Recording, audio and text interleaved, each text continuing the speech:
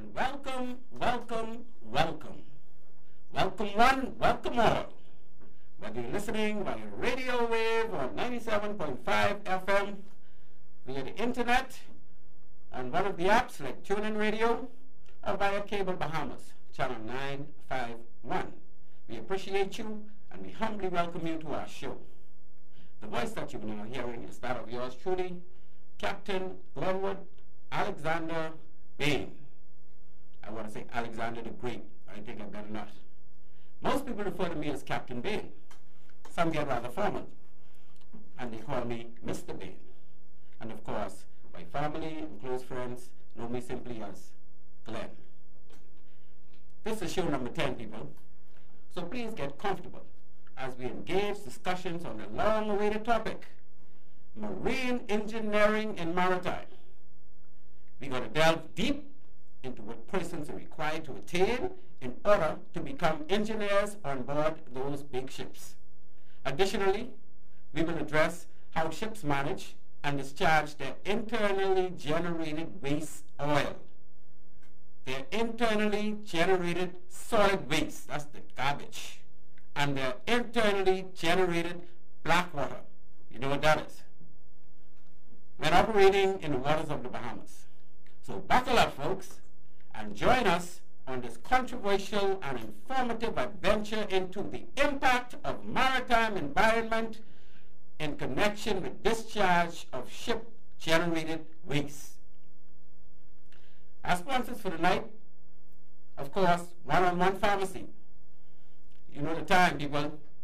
You want to get good treatment when you need medication? Check out my little cousin Shantia Hill McBride and her lovely team of One-on-One Pharmacy. Fill your prescription at the store or send your refills via email. The online site is oneononepharmacy.com. The two locations are East Street South and Charles Sanders Highway. When you walk in the door, you'll be treated with utmost royalty. Say hello to my good cousin Stephanie when you get in there. Yeah, I mean to grow up together. She kind of grew me up. She's a little older than me, but Stephanie is there. She's the most friendly one around. And you can just let them know that Maritime Matters sent you there to be served with royalty. And we are also sponsored by BMC, Bahamas Maritime Connection. We provide a full slate of ISPS maritime services.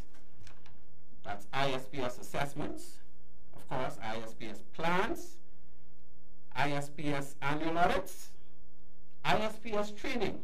That's the 3 level of training, the 4 hours, 9 hours, and 18 hours. And of course, ISPS consultancy and everything else ISPS we can provide for you. So don't hesitate. Just give us a call. We used to be in the yellow pages. I don't know if we're still paying for that. But give us a call, 35392-3514. We'd be happy to assist. To the listening audience out there, it'll be remiss of me to go any further and not introduce our wonderful producer. Ladies and gentlemen, I introduce to you the insatiable, the man of the hour, and of course he's the man on the controls with all the power.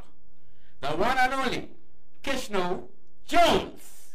There you go. Kishno's giving us a hail back, people. He's hailing you all, letting you all know he's on the controls and he got it covered.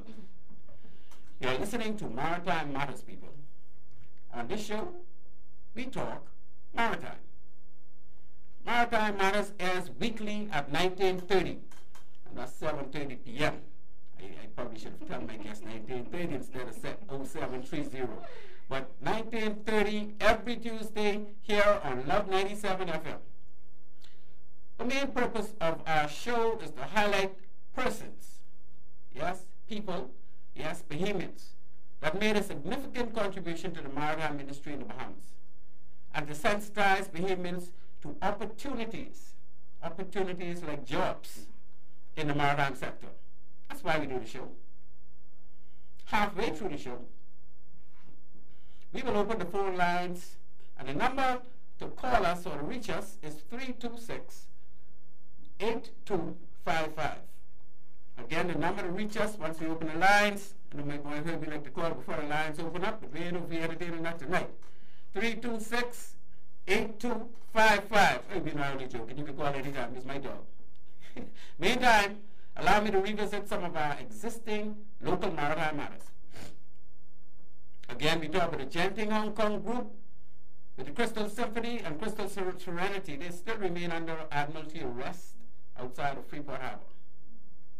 Secondly, we still have the sinking of the Tropic Breeze, still at the bottom of the sea, by the super yacht Utopia 4.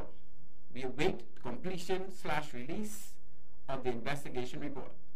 Thirdly, we continue to await the outcome of the investigation surrounding the tragic sinking of a small vessel that took the lives of 39 persons while transiting from Bimini to Florida. That's tragic, and we hope that nothing like that ever happens again in our country. I must make special mention of the fact that the largest cruise ship in the world, people, the Wonder of the Seas, visited Nassau Harbor last week. In a previous show, I would have advised that she was built for the Asian market. She's supposed to be operating out of China. But why isn't she operating out of China? Simple. The upsurge of COVID-19 in that area caused the company to divert the ship because they wouldn't be able to do much in the Chinese market with a lot of Chinese ports having outbreaks of COVID-19 at this time. So as a result, we receive direct benefit from the recent COVID uprise in Asia. Like they say, we're so sorry for them, but on the other hand, we're a little happy for us. So, Wonder of the Seas, again, she'll be calling every now and then on Nassau and other Caribbean countries because she's home porting out of Port Everglades or Miami. One of those two, which is, at our front door, we right in our back door. So whenever they leave, they kind of pass our way. At this point, I once again highlight 4 of our maritime standouts of the past. May their souls continue to rest in peace. These celebrities, of course, HMBS Flamingo infamous skipper, Senior Commander Amos Rolle. Secondly, we got the port controller extraordinaire, the best port controller ever, Mr. Leon Flowers. Then we got sloop sailing king, the general himself, Captain Rolle Gray, and of course, our Olympic gold medal sailor, Sir David Knowles. That's our 4 maritime standards that we're going to continue to uplift, and may their souls continue to rest in peace. And now, on a more international maritime front, I reiterate my views on the current conflict that is dominating the maritime world field. That is, of course, the Russian invasion of Ukraine. As I stated in a previous Maritime Matters show, the way I see it, this is a done deal, people. Russia will eventually succeed in the occupation and control of Ukraine, and no other country will make any significant attempt to stop her. Don't mind the noise in the market. In the process, though, note that Russia continues to treat Ukraine like a little brother and not act like a bull in a china shop. Reason being, they want minimal collateral damage. See, when this is over and done with, Russia still wants her relationship with Ukraine. They just want to make sure Ukraine abide by what they require when it comes to not allowing NATO and the EU, them to join NATO or the EU, so that NATO or the EU can get in the back door or right on the border of Russia. Nor NATO or the EU will intervene, despite all appearances. There's a lot of smoke screen, a lot of talks, but how Russia is violating the Geneva Convention as far as killing people and unnecessarily and all that. Don't mind all that talk. There's plenty of smoke screen. When this is all over, ain't nobody can touch Putin, ain't nobody can touch Russia. Because we know that many countries have occupied other countries, and in the process, a lot of civilians were killed, and a lot of other people were killed. Children, women, men, all kind of people were killed. And they ain't gone in front of the World Court yet. So why we think Putin all of a sudden to be the first one to go in front of the World Court for doing something that other countries doing over and over again? That's not going to happen, people. Nor NATO or the EU will intervene, despite all appearances. But they will continue to position themselves to defend any attempt by Russia toward moving in on any established EU state. Now, if Russia tried to go beyond Ukraine into one of those countries that sign on to the EU or sign on to NATO, Russia will be in problems. Because now it wouldn't only be them coming to occupy, it would be Russia fighting a war against someone else. And that means some bombs may start going into Russia. So I go a little far with this. We don't want to get that far. But again, Russia knows how far to go, and the EU and NATO knows how far to go. And as far as this is going, is Russia is going to occupy Ukraine, and at the end of the day, Ukraine, they're going to put in power who they think, you know, is fitting and cooperate with them as far as Ukraine not, again, joining the EU or NATO. Other states that buffer Russia from the EU are states like Belarus. Belarus is not going to join the EU. Belarus is not going to join NATO because they border Russia again. They're the same as Ukraine. And you know, Belarus and Russia, they're just like brothers. They have a very good relationship. As a matter of fact, when Russia went into Kiev, they went through Belarus because Kiev is right next door to Belarus. I mean, it's very close to the northern border where Belarus lines Ukraine. So Russia was able to position themselves very readily to get into Kiev because of the relationship they have with Belarus. Belarus is going to allow them to do whatever they want to do. So Mother Russia will continue its mandate. There's also talk of China invading and occupying Taiwan sometime in the near future. It remains quite likely that this will take place very soon, people. And again, no other country will make any significant attempt to physically stop China from occupying and taking over Taiwan.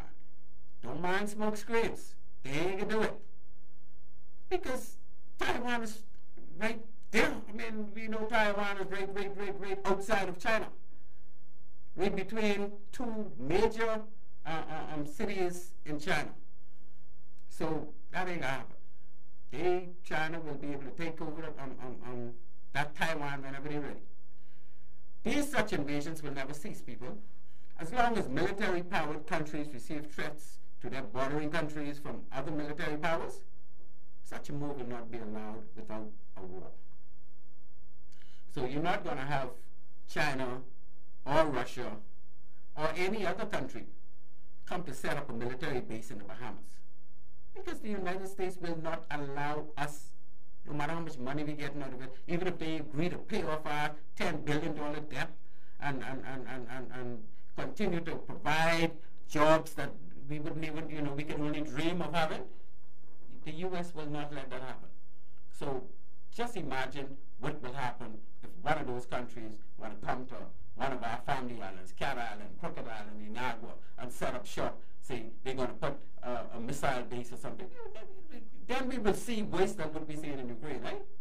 So let's wake up and understand how this thing works. These powerful countries are not going to let others come on their borders and set up shop where they can put military weapons. That's the long and short of it.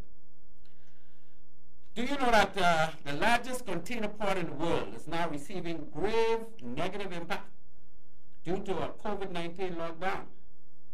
That's right. China has ordered a citywide lockdown on the 26 million residents out of Shanghai.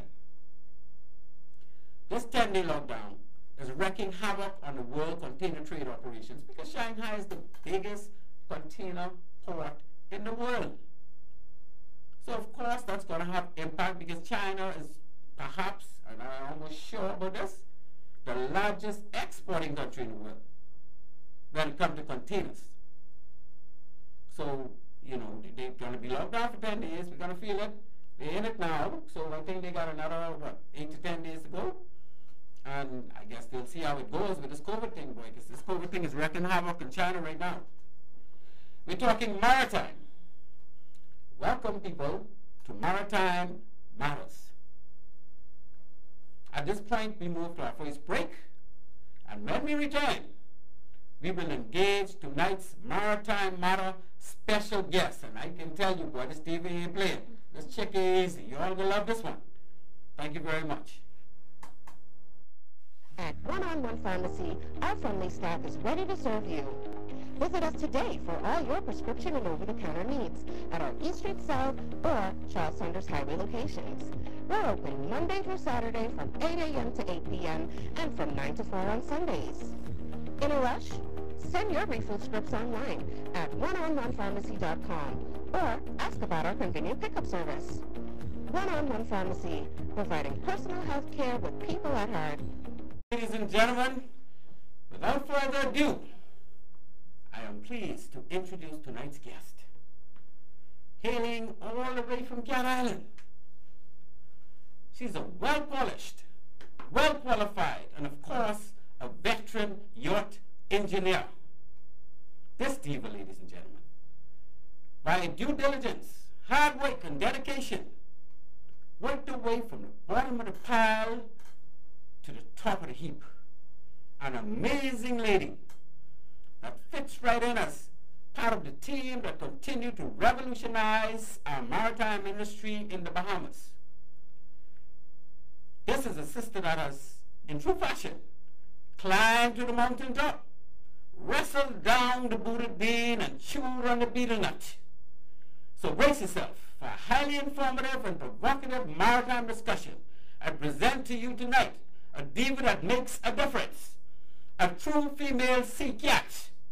Here with me tonight, ladies and gentlemen, is Chief Engineer Juliana Rolle. Jules, we are most honored to have you on Maritime Matters. Thank you. Good evening, Captain Glenn. Good evening, studio, and good evening, Bahamas. Good evening to you, my dear. It's an honor to be here. I'm happy, actually. We're honored to have you. We don't, every day we can come across a female who is a chief engineer on a big yacht. Right. That is a big order. That's a tall order you're pulling down. And I must say, congratulations. Now, you know, we're going to delve deep into what's going on here. You know, let's get some insight on who is Juliana Rolle. Where did you grow up? So, I was born in Grand Bahama. Oh. My grandfather's from Cat Island. But my father was from Nassau, and my mom's from Freeport, so obviously I'll be born there. Yes. But I grew up in Nassau my whole life. I think from the age of 2 weeks, I was in Nassau, and I've been here ever since. I'm my mother's only. Only child? For my mom, yeah. Okay, that's so nice. That's wow. I mean, you must have had a boring upbringing. But Yeah, I did. I don't know how a single child from a single mother end up doing engineering, but congratulations again on that. Thank you. Yeah, it's a funny story because I actually wanted to be a teacher, but a friend of mine in the last 2 years of high school, she had mentioned the Maritime Cadet program to me. Okay. And I went Which high school did you go to? Taurus Johnson. Oh, you school right here in Nassau. Oh, so you left Freeport to do high school? No, 2 weeks after I was born, I moved to Nassau. Oh, so you really grew up in Nassau? Yeah. Which part of Nassau? The beginning part of my childhood was in Golden Gates. Okay. And then the last ending part of it would have been in Seabreeze. Well, that's good because I can tell you, most of those Freeport people who grew up in Freeport, they scared of Nassau. Oh, Lord. I ain't scared of Nassau. So I'm glad you grew up in Nassau. No wonder you ain't never scared. Yeah, I You're guess something like me. We ain't never scared. Okay, so you grew up in school and in school you learned about the Maritime Cadet Corps. Yes. You know I started them? Oh, yeah. Buddy Martinville and I, well, he was the one behind the whole thing for the BMA because I was actually the technical officer with the big BMA at the time. Okay, So yes. Dudley Martinville and I went around to the schools and we were lecturing to the students and I was putting on demonstrations as to how they could benefit from this. And then it just started to launch. And next thing you know, we had hundreds of people. Yeah, wow. And then I got some of my compatriots from the Defense Force, like Leroy Wally, God bless his soul, he passed already, Paul Miller, and there was a couple others that Addington Cox, Bastian was one of them, and then we had, what do you give name? I can't remember your name, you beat me up for that. But yeah, they were the lecturers and Keith Smith was one of the engineers, and so that thing just won. So you was a product of that. Yes. Oh, I am so proud. Thank you. If I'm not mistaken, I believe I was the second or third batch. Oh yeah. Yeah, and because it started when exactly? It started like in 03. 03. Okay. Yeah. Okay. Well, I was 07. So yeah, I would have been first 5. 07? Yeah. Oh, you was way down there. Yeah. You don't get too much seniority. You was way down there. Don't worry about that. I hear now. Yeah, very good, very good. So you did that, and after the Marine Cadet Corps got your attention, you went in there and you did the 2 years. Yeah. So from completing the BMCC, I then went to Canada for 3 months, and I did the engine room rating certificate. Yeah, was that PEI? And PEI, that's yes. Holland College. Yes. I went to Holland College before we just to get it. Yeah. And check it out, and I thought it was so nice. But they focused on DP though. Yeah. They still do DP there? They still do. Yeah, that's dynamic positioning.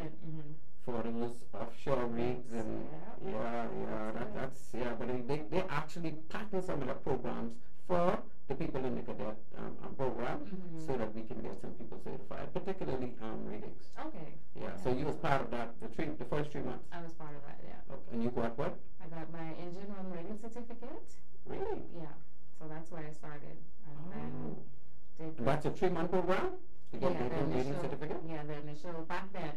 The initial beginning, and then you did the 36 months sea time, and then you came back, you took the examinations. For the offset watch? Yeah. Engine, there's officer in charge of engine room watch. Yeah. Okay, they do the SCCW, the SCCW certification? Yeah. Or they do the local Canadian? No, they SCCW? do. Yeah. It's 36 months? You did 36 months with Rolle College? No, well, how it is. And then you sail and come back and sail and come back. So how did it work? So the schooling was just in Canada because at the time we didn't have a maritime school in Nassau. That's right. So that was one of the options. You could have either went to SUNY or Cal Maritime, where you did the 4-year schooling. Oh no, that's if you're not with PEI, with Holland College. No, if you're not with Holland College. So that was another option. Or you can go to Holland College, where you do the practical, more practical than the theory. Right, okay. Yeah, so that's the way I went. Right, so you did please call it the vocational training. Yeah. System. Yeah. And so you would do some 6 months in the classroom, then go to sea for a year, come back, do a couple of months. Absolutely. And so you did all that with Holland College, or you did? Yes, all of it with Holland College. Wow. And when you was finished, you had the certification as a watch engineer. Yeah, engineer officer in charge of engineering watch. That's it. That is so beautiful. What year was that when you got that certification? 2013. That's a long time. He's a veteran. He's a real veteran. So I said, I'm here so now. what type of shift did you sail on while you was doing your officer watch training? Sorry, I started off with Dockendale shipping at the time. Yeah, they had some bulk carriers. Yeah, so I did a few months with that company, a ship called CIC Bella, and we traveled, we did different countries. In the engine room, there was a team of maybe 8 of us. On one ship? Yeah, and just in the engine room. That's just engineers on one ship? 8 engineers? Yes. I didn't know they had that kind of numbers. Yeah. Well, all they was getting each other away. No, the engine room was big enough. That's a huge ship. This is what, like a 400 feet long ship, right? It's a huge, bulk carriers are huge. Yeah. What areas did you travel when you was on the bulk carrier? I know you're in the engine room most of the time, so you ain't saying much, but you remember some of the ports, some of the countries that you all visited? Yes, I did South America.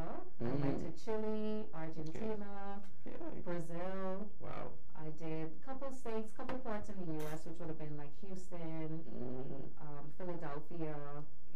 Then I went over to Europe, did Denmark, did the Baltics. Yeah, I did. How old were you while this was going on? In your 20s? 18, 19, 20. Oh, you was just like hitting 20. Straight out of high school. You serious? Yeah. Well, that must have been, how much you pay for all that? They paying you it? They paying me. Ah, jingles. So they paying you, and we seeing the world. Yeah, just, they feeding you too, right? Accommodations, food. What you mean it was so much? You could have banged that in the company we could take your boyfriend in movies. Oh, Lord. You could have banged that money. No, like, starting off, we made $500 a month. and what you could keep on the bank because you didn't need to buy nothing. No, Right? that's true. No, but Yeah, like you can go share and buy beers like the fellas. Yeah. You don't drink no beers.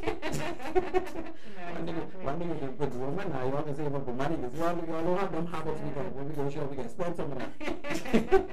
Okay, so that's great. So you really saw a lot of the world at a very young age. Yeah, did Ireland, some more parts in Europe, and then Africa. The only place I haven't been yet is Asia. I haven't been on that side. Oh, you didn't reach Asia. You didn't go across the Pacific. No. But you went across the Atlantic a couple of times. Yeah, I've been through the Panama Canal, but I just haven't made it on Asia to the continent. So. Have you ever been on any vessels prior to getting this far as joining the cadet corps and going to Holland College? Have you ever sailed any kind of vessels? No, well, other than the ferry, the cat way back in the day that went from Nassau to Miami. That's also possible. But that's true. You really can Yeah, sail. that was the only time. Yeah. You ain't never been fishing on all those skiff. No, I So how you handle that rough? I know it must have been rough, especially in the South America areas. How did you handle that? Was it tough? Did you tote your bucket with you? Tell the truth. Let us know. It was rough, just adjusting. But I think what saved me, the ship was big enough that even in bad weather you could kind of compensate. So I had to learn. But ocean don't care. No, it doesn't. But people still is people. I mean, oh man, and I get seasick. so you had some of that going on. Yeah, You can tell the world, you got the pass. You don't get seasick anymore, right? I still do. All right. Still do. Well, but I was on the person. I could tell you was a teen, some fellas. I always had a really strong stomach. Wow. I don't know if I ever seasick. You don't? You don't get No. I'm blessed. My granddaddy was a really seafarer. Thomas Abraham. He was hard. He sailed all his life, and he was a fisherman too. And so maybe I take over some of his strength as far as standing up on the sea. Okay. I could say I was blessed in that portfolio. Wow, that's good. Yeah. So you did all of that sailing. And when did that die off? After you got your officer watch certification, did you continue on big ships? I did 2 more big ships, and then I transitioned over into yachting. So when were you being paid? You were being paid from initially, once you got on the big ship, the $500 a month, when you was getting I know when we had people, because I used to do ship management, we had the salary is like $600 a month for their car, right? Or oiler, we used to call them oilers or wipers or whatever. That's it. And they would get fixed overtime because after 8 hours a day, we want them to work another 4 hours. Yeah. So we call that fixed overtime on top of the salary. And then sometimes we want them to work a little more, we call that extra overtime. Okay. So you got extra overtime and fixed overtime? No, just the fixed. Well, they probably need you to work the extra. Yeah, no. Okay, so the fixed overtime would bring your salary a little more, yeah? Yeah, it wasn't much. Yeah, that's it. You know his money. If you think about it, you couldn't really live off of that. But fortunately enough, I was young, had parents to take care of and support me, so that helped. You may live when you off the ship. Yeah, They when I'm off feed the you. ship, You yeah, get a like- tree squad. There's something like a different. home, you But know. he was with a bunch of Indians or... Yeah, Indians, some Filipinos, and I've worked with some... How's that food though? You had to adjust, right? Yeah. All kind of salad and all kind of what? Salad? What I do you wouldn't think, mind sir? if we had salad. Which one like? Curry. Every day. Oh yeah, curry. Indian. Curry this, curry that. Curry boiled egg, curry cereal, curry What? noodles. Curry for breakfast too? Every day curry. So you got to be a curry champion. Yeah, like I got tired of it. You don't really want to see too much curry anymore. No. Wow. Okay, well that's good to have that experience, not the curry experience, but the experience of working. Now, how does it feel, a female working among all those men? Were any other female on the ship while you were there? Yeah, in the beginning, Yeah? there was engineering. Another female engineer? The same ship that I was on, yeah. Cadet as well, or? Yeah, cadet as well. So we So- sailed together the first 2 ships. What nationality was she? Bahamian. Oh, you had a good buddy. program together. What's her name? Adacia Woodside. So when is she going to come on the show? Is she I still don't know. involved with engineering on what ship? No, she's land-based now. What type of land base? What does she do? She works at a company. I mean, she's still doing engineering. That's what I mean. No. Yeah, need on the show then. We want people who are still in the business, man. We could encourage her to get back in the business. Well, She's making money now. yeah, so life's good. Yeah, I imagine. So do you have a mentor as far as moving through the ranks and qualifying anybody that stands out that you would have seen as a mentor? Well, I have a lot of people rooting, a lot of supporters, and a lot of people in my corner. So No, people who you see as a people who you say, well, I could do it because so and so did it, or so and so did all of this. I think I could, you know, like somebody who you, I wouldn't say idolize because you don't idolize people, but somebody who you really respected that was singing, even on board the ships, like the chief engineer maybe. yeah, there was a gentleman. His name is Steve. Mm-hmm. He was in the British Navy, and he worked on submarines, and you know, he shared his whole experience with me. And he was also, or is also, a professor at a maritime school in the UK. So he loves teaching. So every morning we would go over some different lesson, and he would talk to me about different systems. Okay. that So he was an engineer. He was the chief. And he was chief engineer, so he actually converted to the merchant navy. Merchant to yachting. So Excellent. yeah. Okay. Well, that's good to know. And what about people that you were mentoring, like people coming up under your wing? Do you know anybody that basically look up to you to say, oh, I want Jules to help me get through this? It don't have to be a female, it could be a male, because most engineers are males, eh? Yeah. Do you buck up to a lot of other Bahamian engineers coming after you, or in your wake, or that went through Holland College as well, or even went to SUNY or Cal Maritime? Yeah, I met, I do actually know a few. They're in different areas within the maritime industry, but some are sailing and some are working land-based, but still in the maritime field. Okay. Yeah, so. But you don't know any names that you was attached to or that was attached to you per se, for guidance? No. We need to get somebody like you, man, because you're doing so well. Thank you. I did help a girl in France. Zyla A Bahamian girl or French girl? No, she was a French girl. Okay. Yeah, so she wanted to be an engineer as well. So I helped her come up through the ranks, that kind of thing, help her with the knowledge I had. Right. So I haven't touched base with her in a while, but I would assume that she's doing well. Are you still involved with the Maritime Cadet Corps in any way? Do they ask you to do any presentations to high school students, for example, that type of thing? They do, and if I'm available on the island, I will definitely participate. Oh, sure, sure, yeah. That's very good to give back, and to share your experience, because you don't know how far that goes. Yeah, and to tell somebody that don't even have to be a young lady, it could be a young man. Man, she's making all this money now. I need to get some of that. Yeah. What is like your most memorable maritime moment so far? I would say the experience with pirates on board in Abidjan. That's Ivory Coast. It's a western country in Africa. Yeah. Yeah. So we. What kind of pirates? You mean like Captain Phillips kind of I pirates. was thinking like birds. No. Oh, your ship was attacked by pirates? Yes. And how did that go? It was okay. So Did they get on board and take charge? Yeah. Well, they didn't take charge, but they took some rope, some mooring lines off of our Or they ship. come to just take some stuff to sell? Yeah. So that was interesting. But they didn't know the crew hostage at any point? No. But we always do this kind of training on board every month. Right. We do different drills.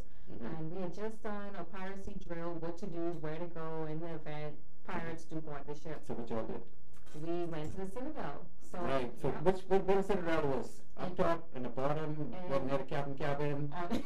On this particular boat, the Citadel was the steering gear room for the ship.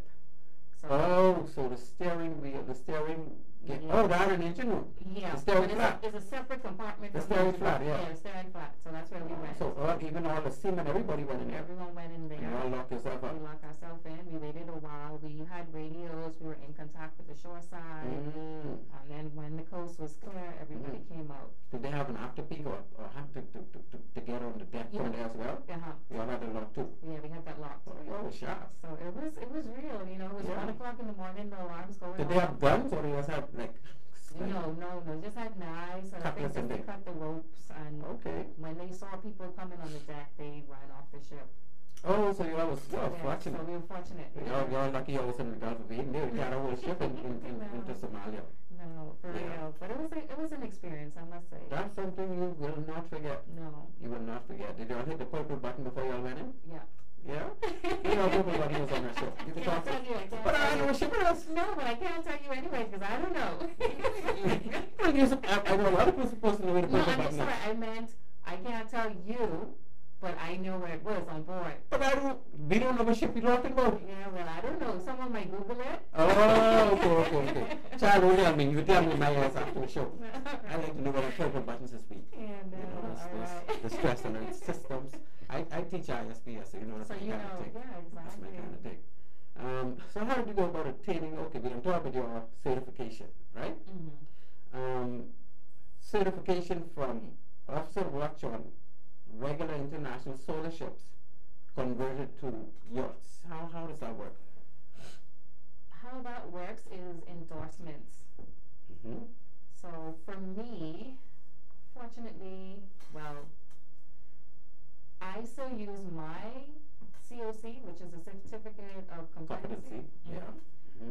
And that, when I... Is your officer watch COC? Yeah, I can use it on the yachts. They accept it because now they do. Before it was an issue where you They needed accept it as a chief engineer or they accept it as a second engineer? Or? Yeah, depending on the kilowatt, the size of the engines, the Right. rated horsepower, that kind of thing. Because you all have assistant engineer. Yeah. But is that a MCA term, a Maritime Coastal Agency term? Because that's not an SCCW term. No, it's not. So on yachts, you have chief engineer, then you have assistant engineer. And you have a second. Do you have wipers and oilers? Or? It really depends on the size of the yacht. Right. But Yeah. some of them do have wipers and They oilers. do. They have a third hand that does the wiper, the oiler thing. Yeah, oiler, wiper. Sometimes they have a fitter on board as well. Well, the fitter wouldn't be working in the engine room, eh? Yeah. I mean, he's a welder. Well, he What are you doing in the works. engine room? He works all over the ship, so whatever Yeah. needs to be welded. But he's part of the engineering. Yeah, he's part of the engineering. That's group. true. Yeah. But yachts, most yachts are not, well, the big ones The are big steel. ones, yeah. The big Yeah, ones most of them are fiberglass, eh? Yeah, the smaller ones. Yeah, the smaller ones. Okay. Well, that's very interesting. You know, so they will kind of assess your certification Depending on and the- your experience. Mhm. And what about the STCW also engage chief engineer up to 3,000 kilowatt? Mhm. What do you need to qualify for that? If you already have your officer watch certification, would that, once you do some sea time, qualify you to be a chief engineer on a under 3,000 kilowatt ship? Yes, that's Okay. that's exactly what that means. So with the STCW, let's say 3.1 Right. certificate or COC, Right. that would allow you to be a chief engineer on a vessel that's 3,000 kilowatt And under. and under. Yeah. And did you get that Through conversion? Did you get it through BMA or? through BMA? So they actually give you the status They gave it to of me. Yeah. chief engineer under 3,000 kilowatt Mhm. and officer in charge of engineering watch unlimited. Yes. Yeah, no, that's what I'm talking about. Very nice. Thank you. So that puts you in a position to do a lot of things. So at this point, we're going to open the phone lines and see if anybody want to call in before I go to my litany of questions. As you know, we got plenty of things to ask you. So I've just asked the producer to, when he gets some time and he's right there on it, he's going to open the lines. So again, the numbers to call in, 326-8255. That's 326-8255. My special guest tonight, Juliana Rolle Esquire, Chief Engineer on board yachts, Engineer, Officer, Unlimited on any ship anywhere in the world. And we're going to get straight to it tonight and keep it rolling. So, Juliana,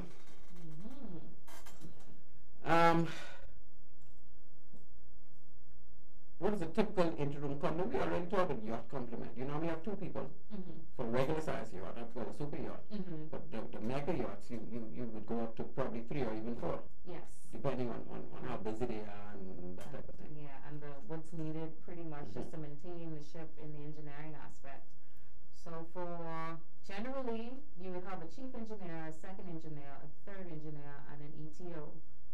And the ETO deals with all the AV/IT stuff, which is the audio, visual, the internet.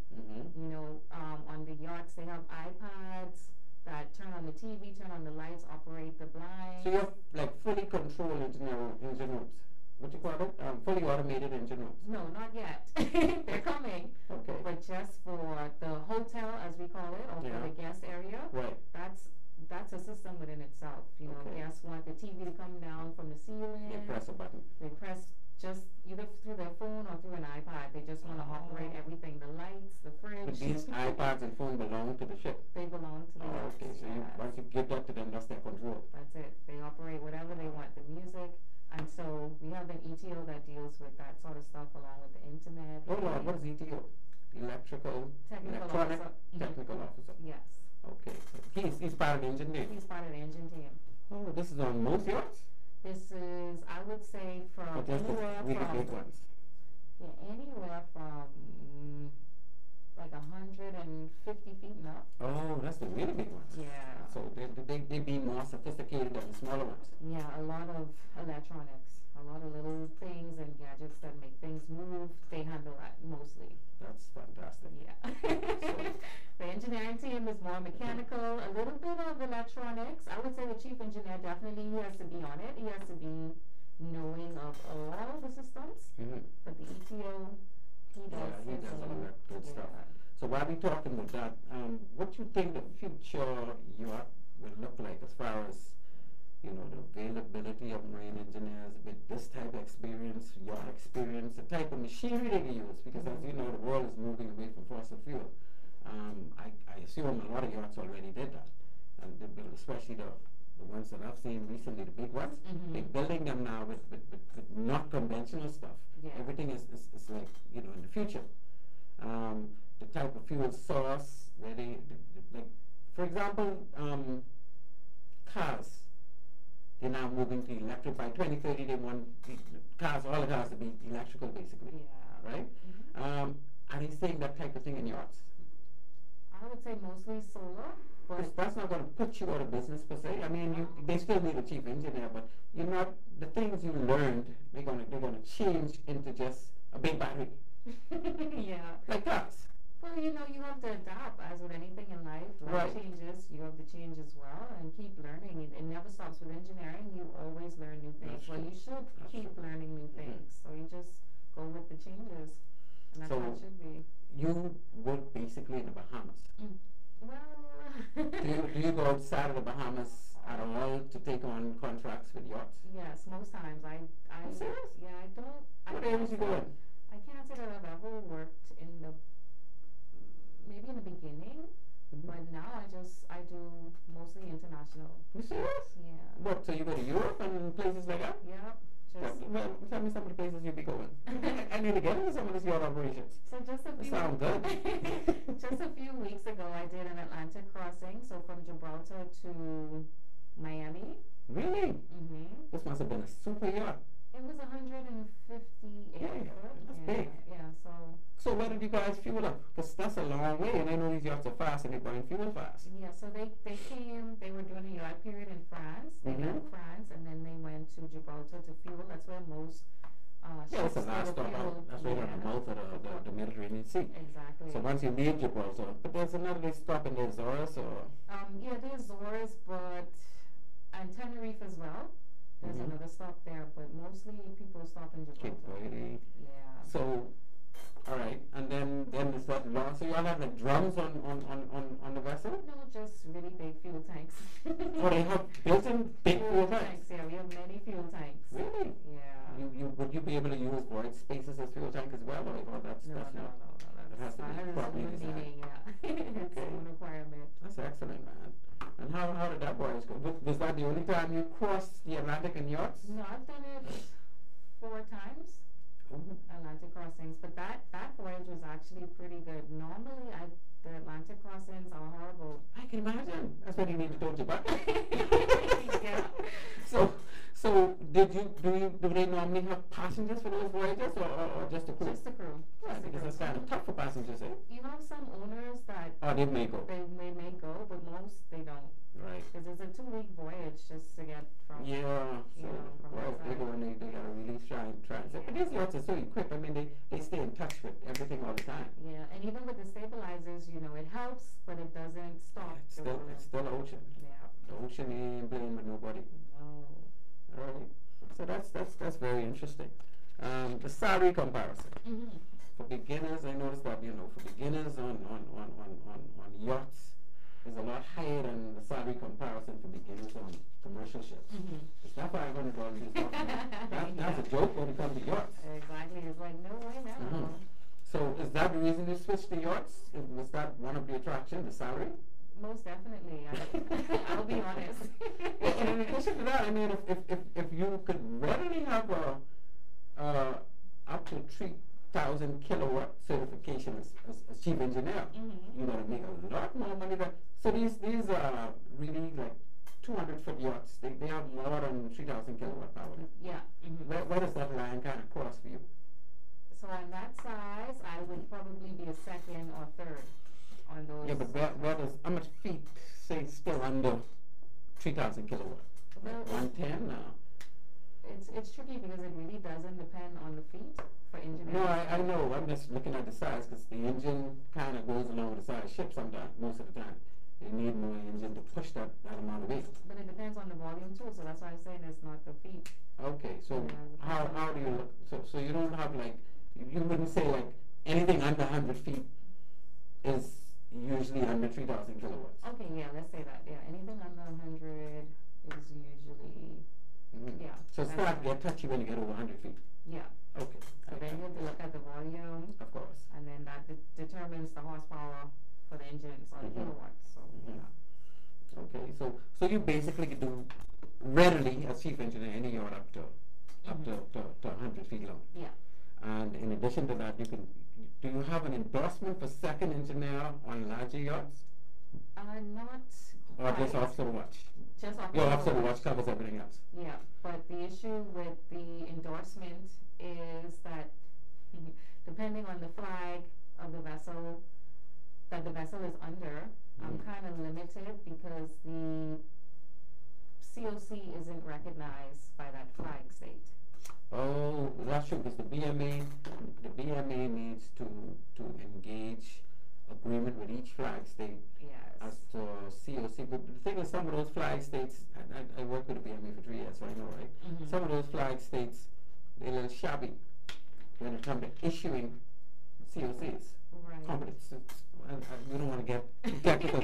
Certificates of competency. Yeah. When they issue them to their seafarers or seafarers working in their fleet, they don't do due diligence enough for the BMA to be comfortable to engage in agreement with them to say we'll recognize yours so long as you recognize ours. So they hit you on the BMA all the time, say, look, mom, I think we recognize ours.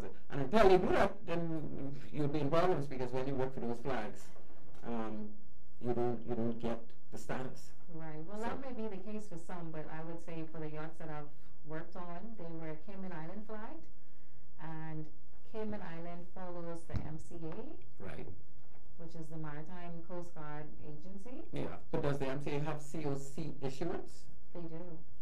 Okay. And MCA, as I would say, is like the main branch of most maritime related things, because everything comes out of the Particularly UK. with yachts. Yeah, Yeah. everything comes out of the UK. Yeah. And the MCA does not recognize the Bahamas COC. No? No. Joking.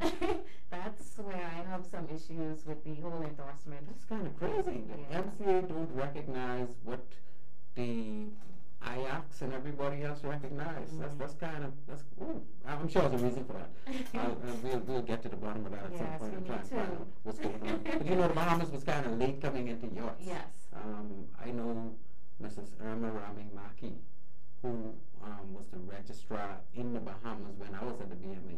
She was fighting tooth and nails with the BMA to try and let's take on yachts, and I think it was years later when they did. So They were pretty late in the game. I don't know if that's part of the reason why this is the case. Yeah, so. But it is what it is, and unfortunately, you guys suffer it to be, and lose out on some jobs. Yeah, exactly. Because so of that. Gotta find a way around it.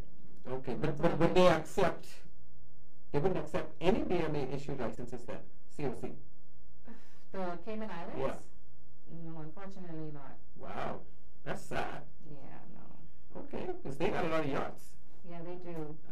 So I'm still able to use it, but if in terms of endorsements, to say, let's say for example, the MCA uses the small vessel chief system. So back then it would have been like your Y4, Y3, Y1, whereas on the commercial side it's the SCCW COC 3.1, then you do the 3.2 and the 3.3, which is your chiefs unlimited. Okay, so when it comes to certification, the vessel certification now, under the SOLAS, obviously these yachts are not SOLAS. They're not SOLAS because they don't carry more than 12 passengers. Some of them, yeah. All of them. Okay. No, they don't want to be. I don't think they could, because of the design of these yachts, I don't think they can meet the SOLAS regulation. So most of them, the reason why they don't carry more than 12 passengers is because they don't want to be deemed a passenger ship under SOLAS. Otherwise, they will have to, full SOLAS will have to be applied to their yacht, and that's from the time they're being constructed. Do they actually have, you sail on commercial ships, and commercial ships require the, which certificate is IOPP, International Oil Pollution Prevention Certificate. Yachts also have to have IOPP? Yes. Under MCA or no, under SOLAS? So if they follow, let's have it written down here.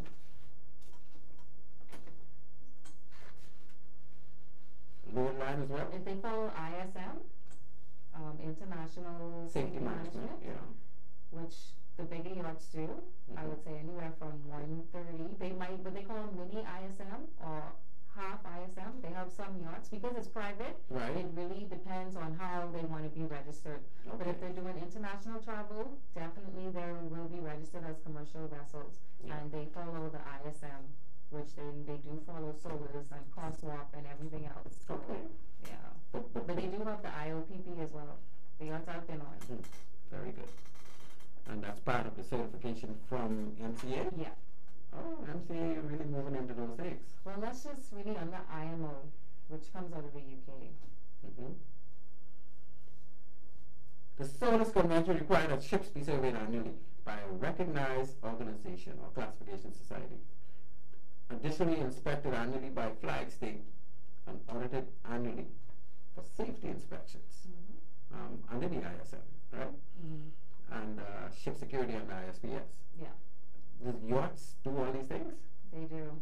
Annually? If they are following ISM, they do. I would say twice out of a 5-year period, they get their hull inspected. They have to do dry docking. One time dry dock, and the other time they can do it in the water. Yeah. Right. Okay. Yeah, but they do. They have to keep up with all those requirements. 5-year survey, the 10-year survey, they do it. That is very good. Yeah. So what is the design arrangement, all the pipe work and stuff in the engine room compared to commercial ships? What's it like in yachts? Is it like the same thing? I would say it's a lot smaller. Right. But generally it is very similar. You know, when you're talking about your bunker systems, which is part of the fuel system. Right. Then you have your black and gray water system. Right, which is toilet flushing and all that. Yeah, and then you have your fresh water system. It's just same, but just on a smaller scale, but we have everything as well. You also required to not have any outlets from the ship. MARPOL applies to your yachts? Yeah, Oh, it does? Okay, I'm not sure because, you know, they're not SOLAS vessels, they're not MARPOL. I think MARPOL also. Yeah, under the IMO, so which is under So I don't think you have to be on international voyages for MARPOL. I know certainly not for SCCW. But I understand. So these yachts are basically treated almost like the commercial ship when it comes to certification. Very similar, yes. And you have surveys every year. Oh. Flag state, port state. Port state? Internal audit. Sometimes They have port state inspections on yachts? Sometimes, yeah. Just depending on the port that you go into. Okay. They request to come on board. didn't even know that. I didn't know they were subject to port inspections. So occasionally, it may be very random, but it does happen. You know, they have internal audits as well, so they come on board just to make sure before that everything is where it's supposed to be, how it's supposed to be before the audit. Then you have class survey. Yeah. So we follow all of that as well. So these yachts are normally classed as well. Wow. Absolutely. I didn't know that. I thought they were not required because they're not sold as well. Okay, yachts is. Yeah, honestly, it really depends on the size. Right. The smaller ones get away with a lot. They can get away, yeah. The bigger ones. Yeah, and then it also depends on the flag that they're under, the flag that they're flying, where it's registered as well. Flag rules. And flag inspections carry on as well. Exactly. In addition to the annual surveys. Yeah. That is so interesting for yachts. Your oily water, they have to carry oily water separators then? Yeah, they do. With the sign on it. Everything. When you load the overboard, the valve. locked. Yeah. But it's interesting because I've never used it on a yacht. We have it. We do them. You know you want a separator? Yeah, I've never. You don't find business then? We don't. Your business don't even get dirty. No. I always stop it from getting dirty. How come yachts so much cleaner than the commercial ship? It's just engine is engine. I mean, how do you all do that? Because it's white. Everything's painted white. No. You mean the business? Yeah.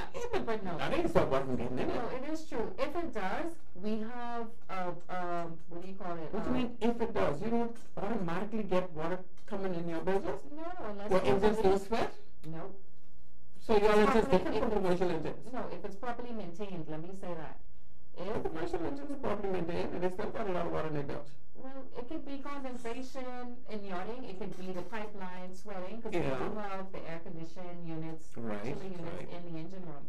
So depending on the temperature, they can sweat, so you end up with some water in the bilges. But as far as engines, unless something has happened, like you sprung a leak underway while engines are running, now there's seawater coming in or there's coolant flooding the engine room, then in that case we do have a holding tank or waste oil tank or sludge tank or they have them on yachts? Yeah, dirty oil tank, and that's where we would pump that oil from the bilge to this tank. Yeah, you transfer it.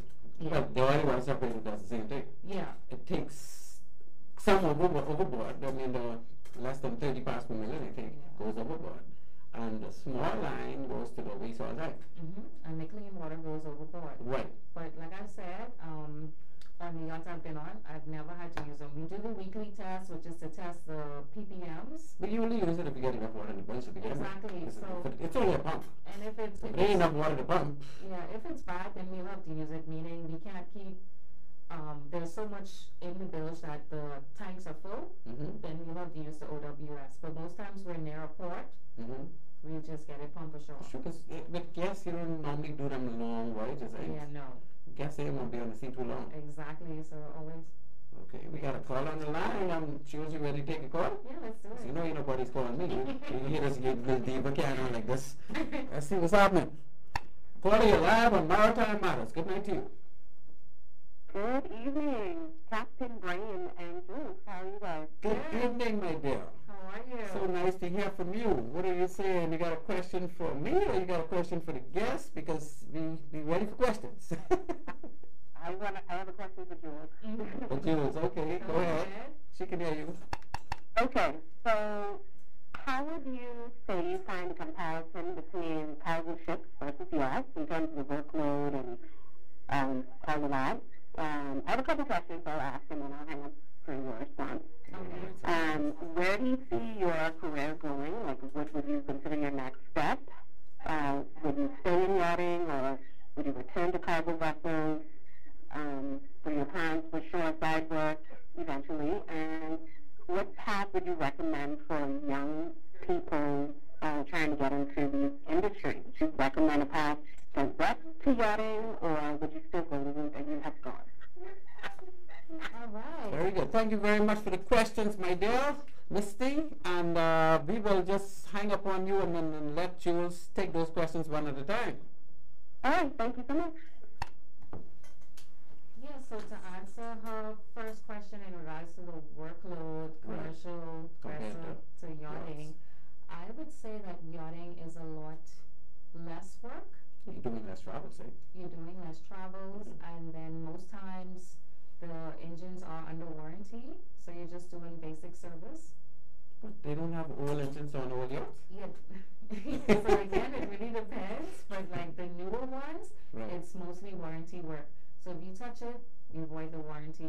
Okay. So if the anything manufacturer's happens- got to be coming in all the time. Yeah, they have people that come in and they do things. But in regards to, the air conditioning, maybe not working on refrigerators, not working properly, that kind of stuff we can do on board. Okay. And But not the main machinery, the generators and engines, you don't know. it really depends. It depends on the yacht too, Okay. and what they're under. But definitely it's less work on the yachts.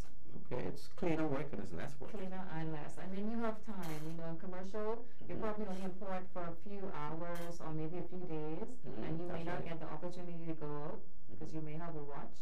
Versus on the yachts, you're in port maybe every week, depending on what the guests want to do, or if it's a charter vessel, Right. They dictate how you move. you're flexible. But it's far less than on a cargo ship's always moving. Always. When they're not moving, they're board doing cargo operation. When they finish with that, time to go. Yes, absolutely. And the That's another second question, as for my career, if I want to stay in yachting, yes. Money better. It is. Don't get me wrong, I do appreciate my upbringing coming through commercial. I've learned a lot and I definitely respect it You finish with that. and appreciate it. That's a daily defense for us. I go on through it, Yeah. then they're done that, and I get back there. Yeah, no. Okay. And as for any advice to someone wanting to come into the industry, I would say definitely, the yachting is a better route to go Okay. because you make more You money. mean before getting the kind of experience you got on commercial, you think they could just go straight into yachts and it'll be better than if they get that experience first? They're a little young. I mean, Yeah, I appreciate my commercial yeah, upbringing. it really prepared you a lot for what you do For now, eh? Yeah, exactly. You, It did. you would like to have left that out? You think you? No, honestly, I wouldn't. So would you recommend they go that route and then come into yachts once they get the engineer officer certification, then come into yachts? Well, see, that's a thing. If that's something they want to do, but now within the yachting route, you can go to Florida at MPT, Right. and you can do an Certification for AEC yachts. course, which is a few Okay. weeks, and then you get an AEC certificate, Right. and you can get hired. So you can make all that money without going through all the motions. Yeah, without going through the My goodness, that's not. I don't even like the sound of that. No. That's like cheating. It is, but It is what it is. in this world, everything's going So up. we're gonna try to get some young people hook up. I see the call on the line. Let's get this caller so we Okay. can find out what we can do with these young people to get into some of this money. Caller on the line with Maritime Matters. Hello. Hey, Glenn, what's up, buddy? Hey, Jerome. Boy, I thought you kicked me to the curb, man. I can't ever do that to my good friend, my Well, friend. How you doing? I know that. I'm in good shape, man. How you doing? All right, and good evening to your guest. Now, forgive me, I didn't catch everything you guys were saying because I was in and out earlier, so I didn't catch the full name of your guest. Her name is Juliana Rolle. Juliana Rolle. She's a chief engineer on yachts, and she's an officer, engineering officer on any ship anywhere in the world. She can hold a watch on her own, and have a couple of people working under her while that ship is in operation. So that would be Miss Rolle or Miss. just Juliana? Which would you prefer? They call her Jules. Yeah, but- Jules Oh, is you fine. married? You married? No, not yet. She ain't married yet. She's still young. I'm curious, I'm somewhat similar to the last caller's questions for you that I have. Basically just one. Okay. As a Bahamian doing what you do, if you were the master control over the industry right now, what would be your vision for the Bahamas when it comes to the maritime industry, the particular discipline that you're in, and particularly yachting? I'd like to know. I'd like to hear what your vision is, and what do you think the national vision for the country can and should be. And I'll hang up and I'll listen to you. All right. Thank you. No worries. Thank you, Jerome. Are you welcome? That's a deep question and a very good one at that. I leave it out with you. So I guess not I guess, my vision would be definitely to have certified and internationally recognized Bahamian certified people out on the waters. You know, it's great to talk about it, but for it actually to be on an international standard where you can present your certification, your COC to any maritime administration around the world, and it being recognized, that would be my vision for maritime in the Bahamas. That is good. I hope that answered the question. Yeah, I think it's a good vision. My thing is the young people who are, we got a lot of young people who already been to PEI, and they did Holland College at 3 months there. Most of them might think the deck, but I'm sure you'll have some who did engineering. Right. How could they fit into yachts right now without having a bunch of sea time? Because a lot of them I know came to me and said they couldn't get on a ship because Dockendale only hired so much on their ships, and once you couldn't get on one of them, you really stuck. And they couldn't find a job. So how do they get engaged with what you do as an engineer rating on a yacht? Well, it really depends, and why I said it is because, you know, you go off to school and you study accountants or business.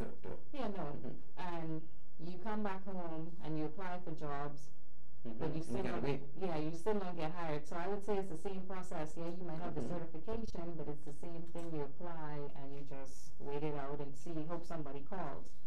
But in the respect of, you know, the commercial route versus just going to MPT over in Florida and getting basic entry level, we're both on the same playing field almost, really. Right.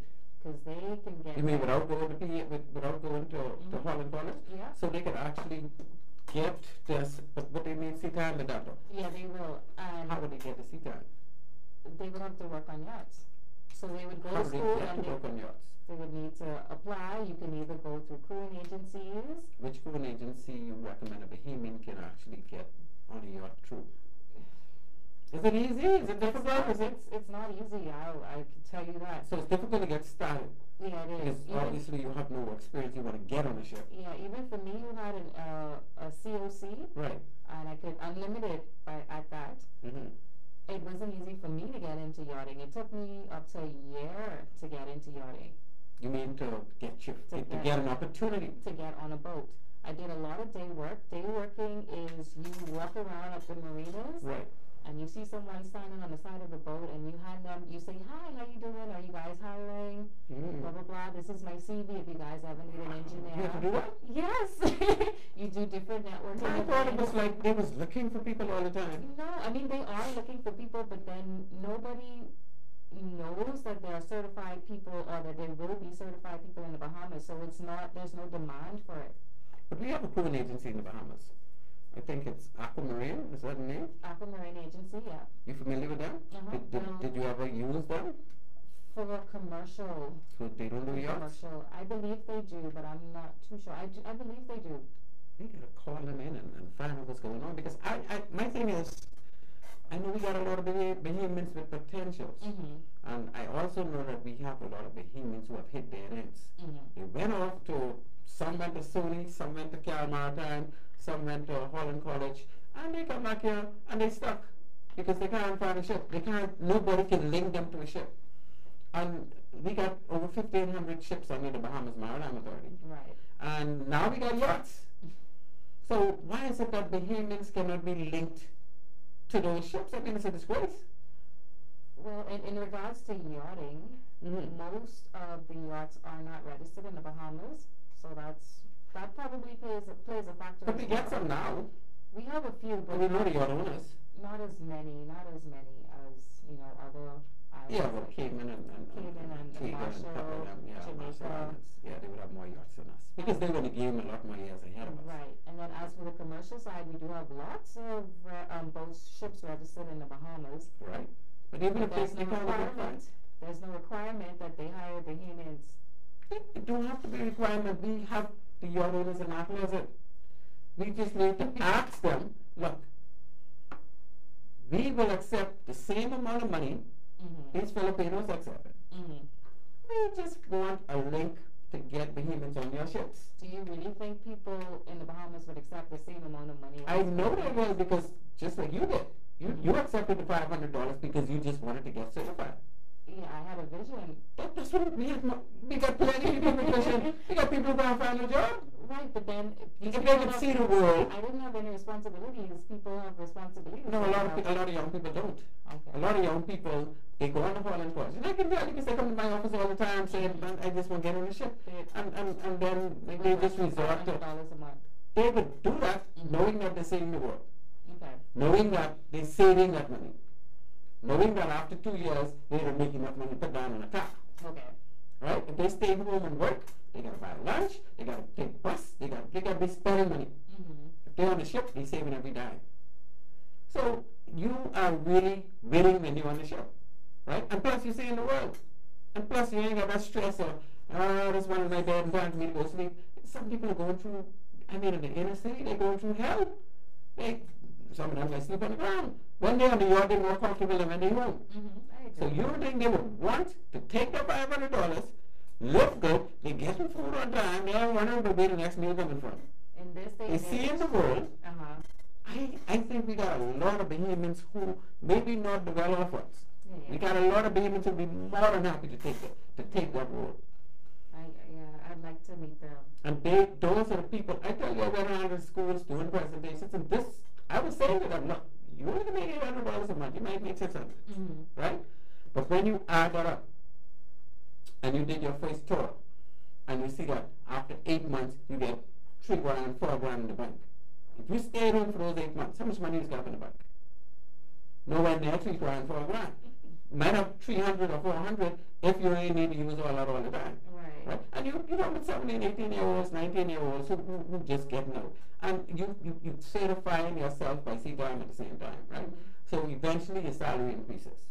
And when you start making $1,000 a month, that's after about 2-3 years, right? And then if you convert to an officer, because you have some capacity and you did your courses, you convert to an officer, now you're making $2,000 a month. And you ain't spending nothing out of it. Well, let's say you spend 10% out of it. You can go ashore, you can buy some souvenirs, that type of thing. But you're making money and you're learning. So after 5 years, let's say 7 years, you're fully certified, right? If you have the capacity, and a lot of us do. With this full certification, now you're making $3,000 a month, right? And if you convert to yachts, you're making more. So what's wrong with taking that? Well, the only thing that is stopping that is having the availability or the opportunities to get on board these ships.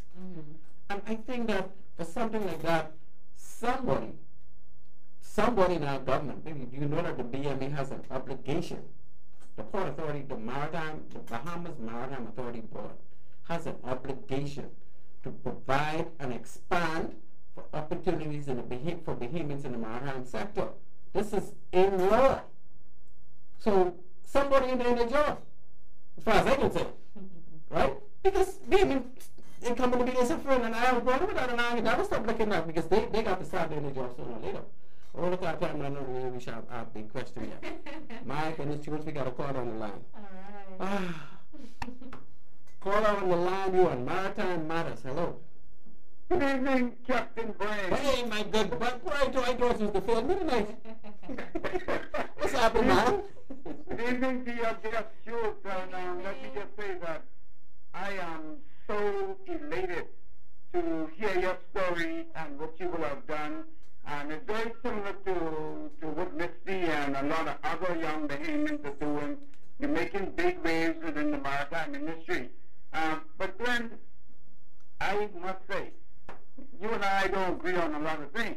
No, sir. But I agree you're right on point tonight, particularly as it relates to opportunities for people to get into the maritime industry and to be the next Jules in this country. And I think it all boils down to exposure, getting people exposed. Getting opportunities for exposure. Pardon? Getting opportunities to be exposed. Yeah. And so the point that I'm making, Glenn, is that it's high time, and I think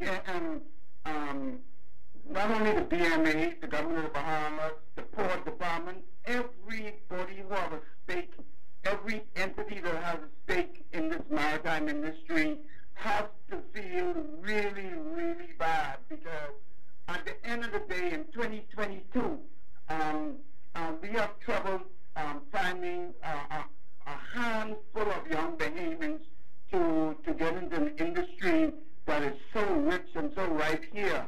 And there's so many yachts there, and not only the engineering aspect, but there are lots of jobs for day workers and the exact same jobs that we have qualified Bahamians doing within the hotel industry. They are more than they are qualified to do it now. Of course, the standard, of course, have to be probably elevated when you get on board yachts. But we have those individuals now. We have to get them exposed, and like you say, give them the opportunity. And how we do that? Everybody got to get around the table. The BMA, the port department, the minister responsible for maritime affairs in this country, and concerned citizens like yourself and myself and everybody else who have an interest in this thing, and just we got to make this happen. We got to make it happen, baby. I'm not going to let it go. The BMA has an obligation in the Bahamas Maritime Authority Act. There's no other entity with that obligation, and it has to be them. Yes, the minister has to contribute. I don't know how the port department is going to contribute, because there's nowhere in the legislation where they're required to even assist. But the BMA has to take the mantle, because the BMA are the persons that have to certify these people. The BMA are the entity that has all those ships. The BMA is the entity that have all that relationship with all of those ship owners. The BMA have the whole IACs in their hands. The BMA is the entity, my brother. Nobody else. But man, I think if we put all our eggs in one basket, I think we may be selling ourselves short, because there are other things within the industry. Like, for example, when I used to turn the port department around the table, we have thousands of boats every day, and maybe you may not end up an engineer on a 200-foot yacht, but there may be some sort of basic safety training that the port requires. There may be, if you're going to work on the mail boat, there might be some basic engineer type training that is required to run around the Bahamas on commercial vessels.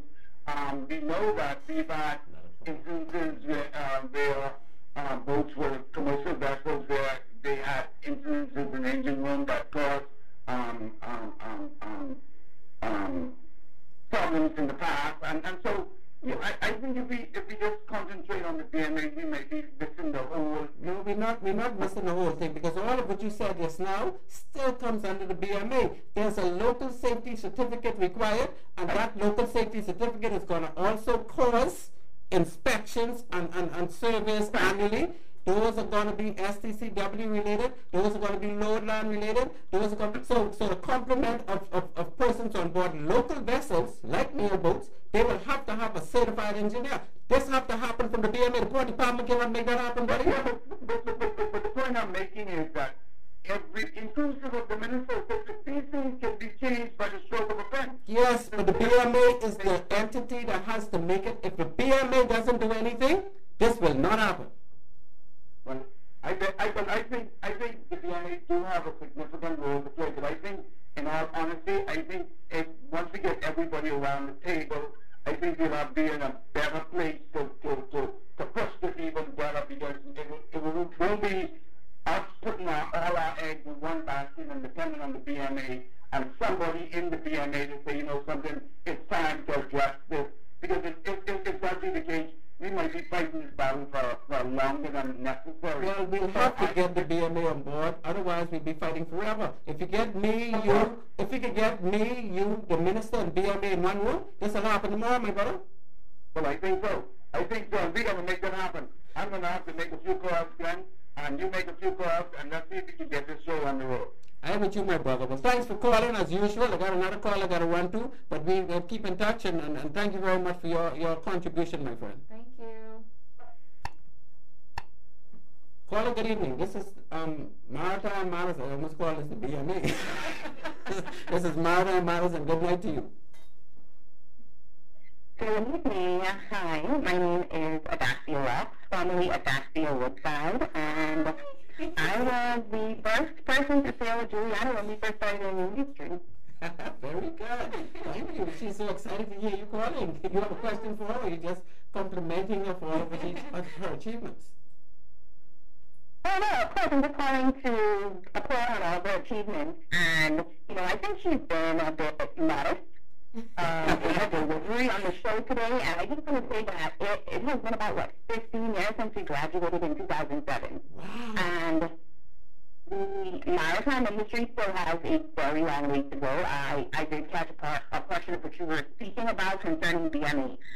Juliana and I divided, where she continued on the route with Holland College. We both attended Holland College. I then went on a few years later after our second contract. I schooled at School Maritime College. Right. I graduated with a bachelor's Very nice. in marine operations with my engine license, but I haven't sailed since. Oh, you did the QMED as well? Yes, I did everything. My certification is I'm currently certified under the U.S. Coast Guard as a third engineer. Very good. See that? Now, do you still work in maritime? Well, I'm sorry. I actually worked for Bahamas for about 2 years. I left the Bahamas where my husband is American and he also works in the maritime industry. He's also an employee. Oh, beautiful. So, Well, thank you for chiming it's a in. family side thing. Yes, very good. That's very good. And any opportunity you get to put some fire under the situation for those to come, we would very much appreciate that. But I'm going to keep the fire burning from my end. I'm sure Captain Herbie Bain is going to keep it burning from his end. At some point, we're going to have to make this thing happen for Bahamians, because we just have so much potential that is going to waste, and a lot of opportunities are being missed. The former managing director that was over the role for Yemen, the current director now, Dwayne Hudson. from a chief officer, Dwayne Hudson left for me. That's right. I think there's been a bit more movement. I'm not going to say that it's enough, but we are not allowing, BMA is not positioning themselves in the aspect of networking and connectivity to push our Bahamians who are getting all these certifications into the industry. And I think that's where the major problem lies. Yes, we have that manning agency, Aquamarine.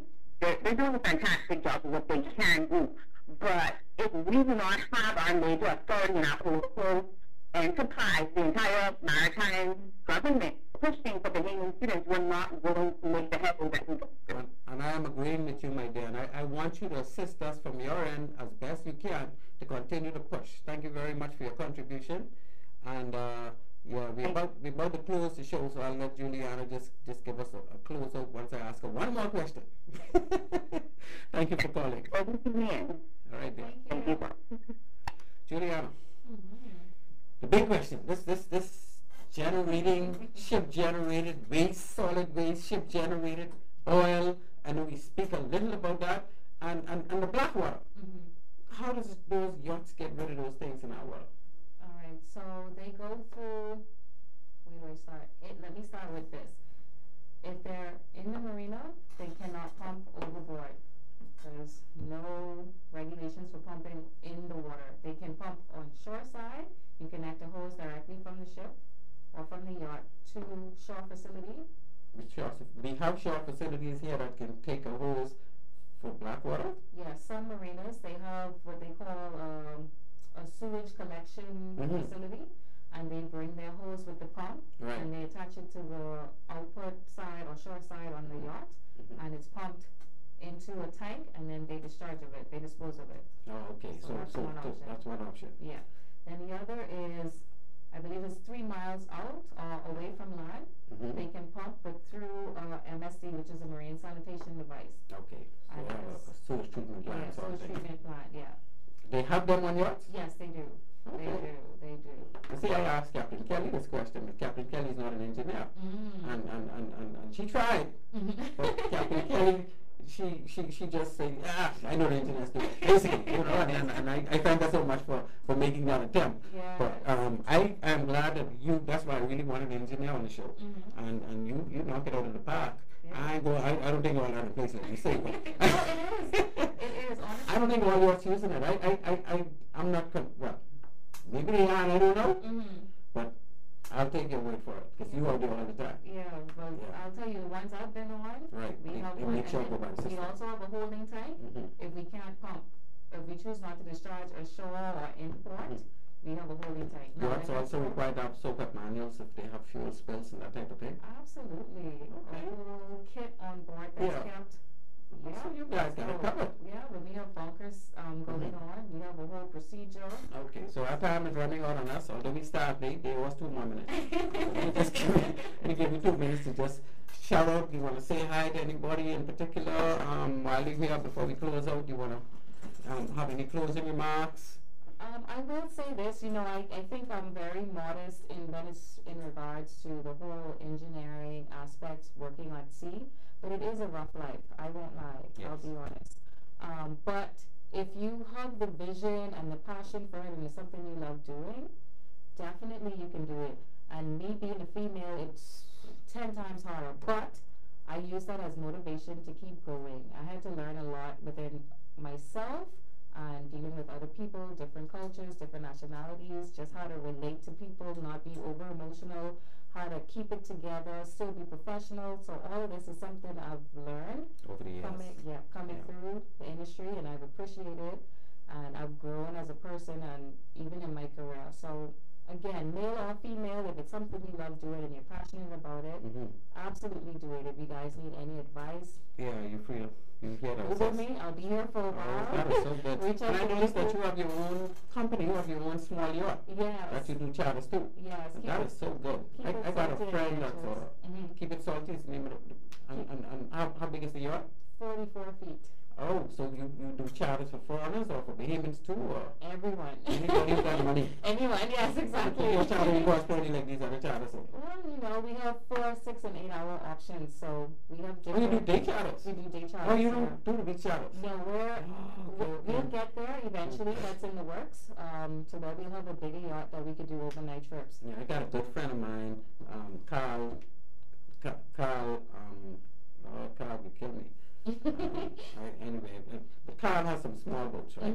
He used to be a defense force officer, Carl Blades. Oh, really? Yeah, he used to be a defense force officer. So he's a really well-trained naval officer, did well at Dartmouth. And he started with one boat. Now Carl has about 3 or 4. Yes. Nice size, and he's doing this. He made it work. I'm going to have him on the show with you soon, so long as he agreed. And he made him go through how he gets from day 1 to where he is now. Good, So good. anyway, so you got a good future ahead of you. Continue to do well. I'll be hitting on you when we need engineering expertise. Yes, and I'll be happy to help. No Thank you for worries. being a part of Maritime Matters. And thank you for having me. Good night, everyone. Good night.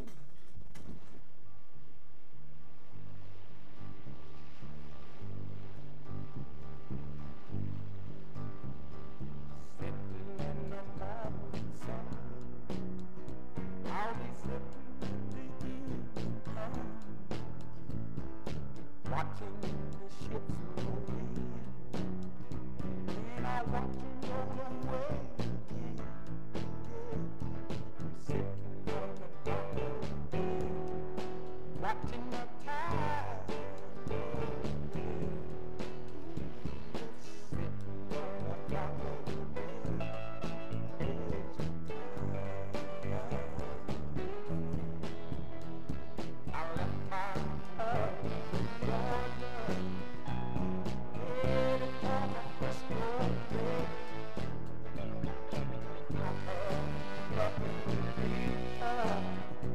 Look like nothing gonna come my way. So I'm just gonna sit on the dock of the bay, watching the tide roll in. Sitting